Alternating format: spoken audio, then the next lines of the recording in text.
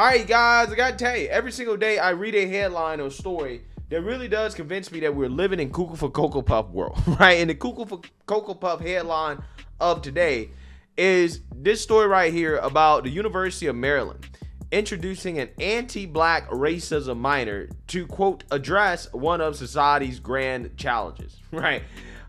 They want to build upon Maryland's, quote, legacy of racial equity and social justice. So I want you guys to understand, Maryland, the University of Maryland, is offering a minor in anti-black racism. Now, somebody tell me, what is the economic usefulness of a degree in anti-black racism outside of employing professors and woke academics who probably shouldn't be employed in the first place to teach the subject?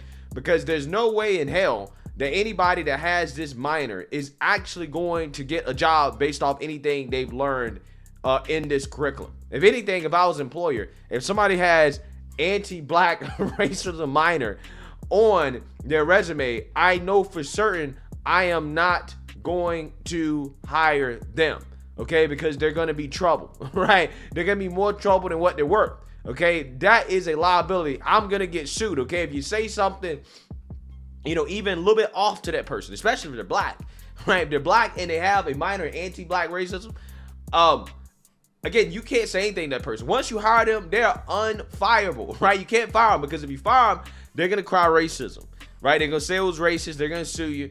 They're going to be more trouble than they're worth. Again, this is what we're using taxpayer funds for here, guys, right? To fund degrees in anti-black racism. Absolutely incredible. This is why the cost of college is bloated, okay? And then the woke revolutionaries, these same people that complain about the cost of college, okay, they support this type of stuff, and then they turn around and they want people who don't support this type of stuff, this nonsense in school that is raising the cost to go to school, they want you to pay for it, right? They want you to pay for the anti-black racism minor. I wish I would support student loan debt forgiveness for clowns who go and get minors in areas like this, degrees and stuff like this. Trash, okay? But again, the whole point of this minor is to indoctrinate people, okay, socially in college. But unfortunately, it does not just start in college. It actually starts in primary school, where, you know, you have the education system trying their best to indoctrinate children in woke racial ideology, which takes me to this video right here about this mother who happens to be black, okay? She's going to speak out against this racial indoctrination bill that is being passed or trying to be passed by Democrats in Minnesota's House under the guise of ethnic studies. Now, again, she's going to expose what's actually in this bill and what it allows to be taught in school, the type of racial indoctrination that is being pushed in schools.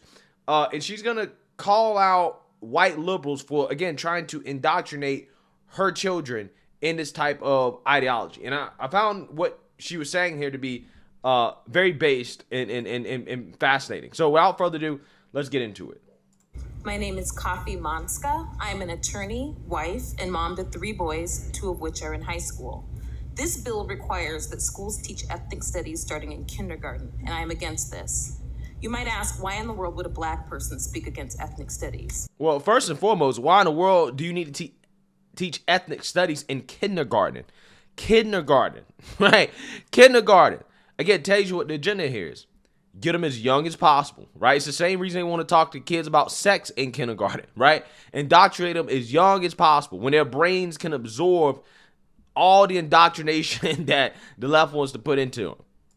Because not everything that sounds good is good. The definition of ethnic studies right there in the statute says that there's a connection between a person's race and their stratification. The bill tells kids of color that they are stuck in a caste system based on their race. It also tells kids, and I quote, that institutions chronically favor white people and disadvantage people of color. I'm sick of everyone denying the enormous progress we've made in this country, acting like it's 1930. Me too, right? Me too. I'm sick of everybody acting like we have not made great strides in this country when it comes to race. Okay, we have. Unfortunately, the left is taking us back, right? They want to take us back to Jim Crow. with anti-racism, okay? Which again is just, being racist against whites. They want to take us back, okay? But we're trying to progress forward by saying, hey, we want equality for everybody. The left saying, no, we want equity, which basically means inequality for people. Again, it's absolutely ridiculous. We've made all these strides just to be regressed by the so-called progressives. It's a shame. We used to have a race-based system. We got rid of it, and now you're all trying to bring it back. Facts. This curriculum will not help kids of color succeed. All it does is remove any reason to try. And I repeat that. It removes any reason to try. Exactly. Why try if somebody's telling you that, hey, based off your color, you're a part of a certain group or caste of like oppressed individuals, okay? That your status, your social status, your socioeconomic status in this country is solely dictated based off your race, right? If you're black, you're lower class and you're poor because you're black. Again, they don't understand the stuff they're telling these kids. That's not motivation to try, right? It's not motivation to better their situation or to try to move up in society and to accomplish their dreams and to be productive citizens. It's actually motivation to be criminals, right? And woke activists, which is what they want, honestly. And this is not some theoretical crap. This stuff happens. These messages are very harmful. Just last month in my high schoolers band class, the teacher took 20 minutes at the beginning of class to talk about anti-racism. He told the kids to look around. And then he said the black boys in the school would likely not live to retirement because of racism and the police. Wow. Again, two things that are just factually incorrect. Black boys or black people are not likely to live as long because of racism, right? Or the police. Again, how many black people a year are killed by police? Not a lot, okay? Not nearly enough that it would have an effect on the average lifespan of a black individual. But again, this is the type of stuff they're pushing. They're telling black children that, hey, you need to hate the police because police are out here indiscriminately killing black people, mainly black men in the street, right? Which is just totally false. But again, we saw what the result of that was, okay? Look at the George Floyd riots.